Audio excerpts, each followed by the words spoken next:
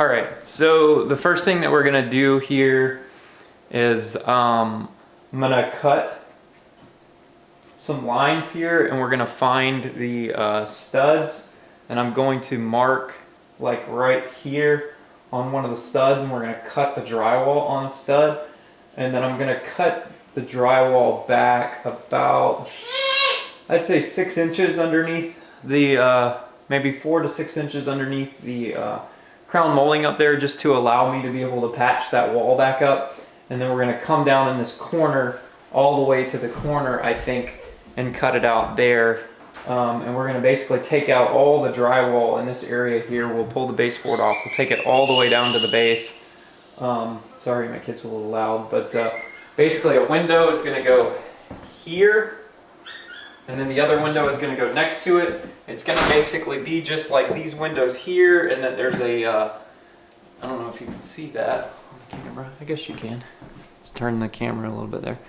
So as you can see here, this is basically 2 separate window units with framing in the middle. This is not a load-bearing wall right here. It is an exterior wall, but it's carrying the load from upstairs, kind of, sort of, but not really, because all the joists run this way. So all the joists are being carried, all the load from the joists are being carried on the back wall. This is really just an end wall, basically.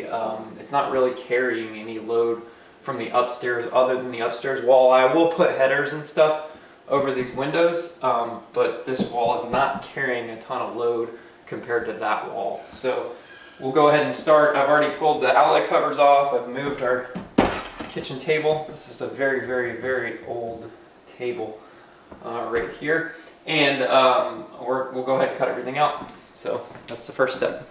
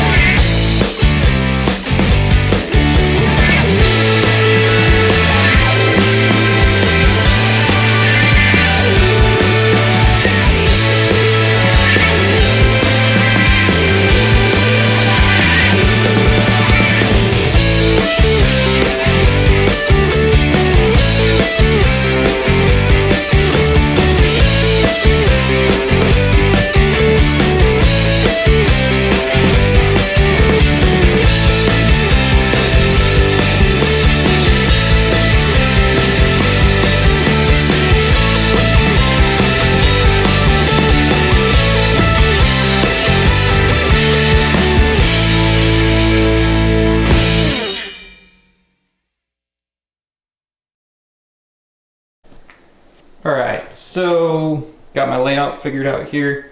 Got all of the studs ripped out. I left a little bit of drywall at the top, just so we can mud that in and have enough room to sort of feather it in up against the crown, blend it all in.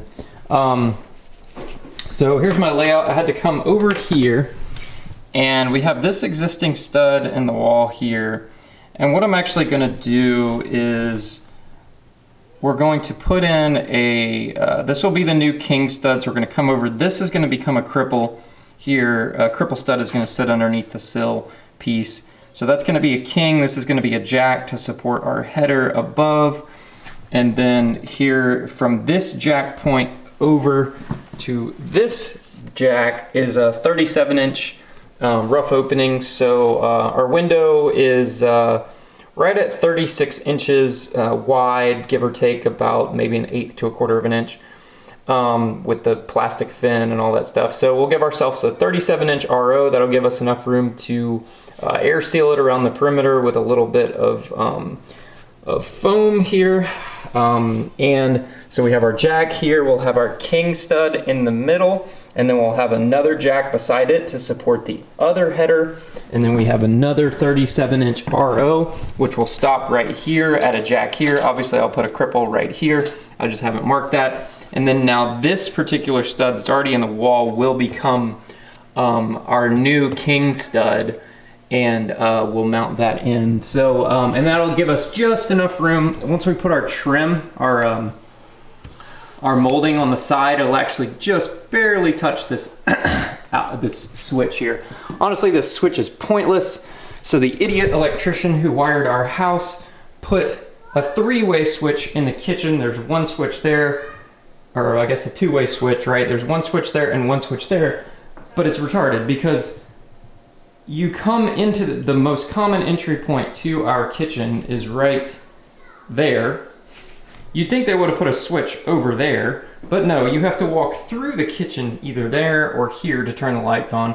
We almost never ever use this light switch, but you know, it is what it is, it's there. So that's what we're gonna do here. I'm gonna go now head to Lowe's and get some studs and some header material and some pieces of siding, because I'm gonna have to patch in the siding on the outside of the house when I kind of tear a lot of this stuff off.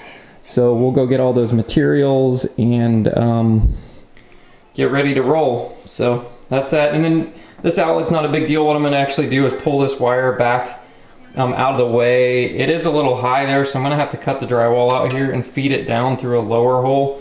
And I'll drill a couple holes through the jack stud, or I'll drill a hole through the jack stud and I'll feed that wire in before I frame it. And then we'll just run that wire back across the bottom and tie it in here underneath once we've got all the studs in place. So we'll just disconnect that. That's the feed wire coming up from the panel there. For this particular, it actually ties into this wall of outlets here. So we'll deal with that. That's not a huge deal. So that's it.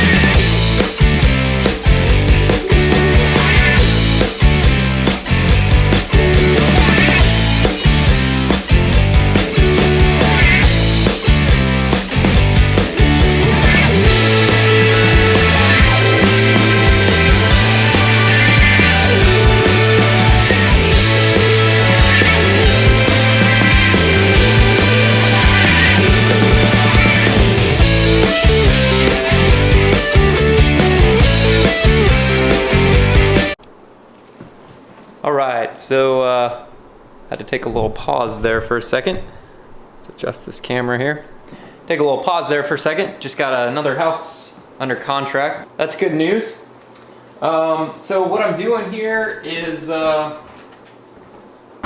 am adding in the king stud. So you saw me put in this king stud right here. So this is going to be the king stud for the one side. There'll be a jack stud right here. This will get cut out of the way and we'll leave part of it down here as a cripple, leave part of it up there. Then what we'll do is over here, we're going to cut all these down here as cripples.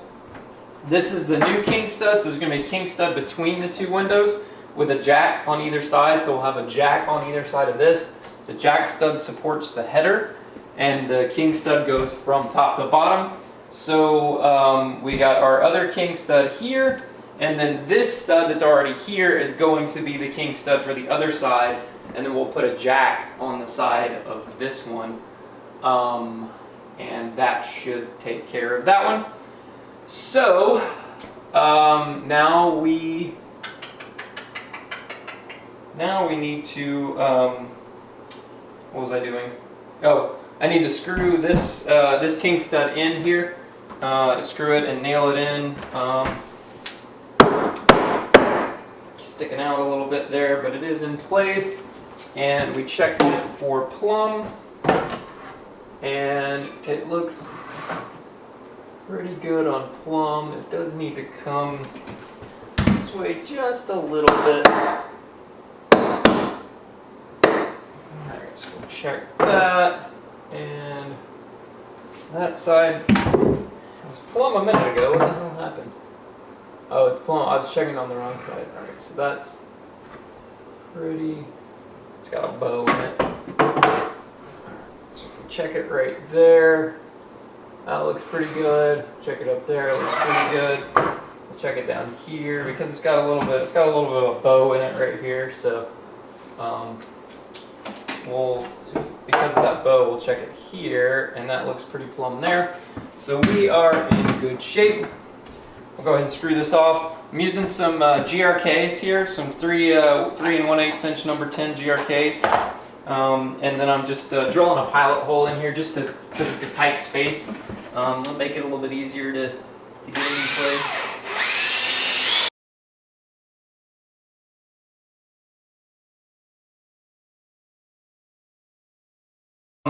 Alright, so what I did here is I want to make sure that all my rough openings are exactly the same height. I had to pause for a little bit to go get the batteries because I ran out of AA batteries. So I shot the laser here, and I yanked all the trim off of this window here to expose the sill under there. And what I'm going to do is actually measure off of the sill to get my rough opening height. And that is 24 and a half. So 24 and a half is the top of my sill piece. So I'm just going to go here and we're going to come down 24 and a half inches and make a mark. So we got the laser on there.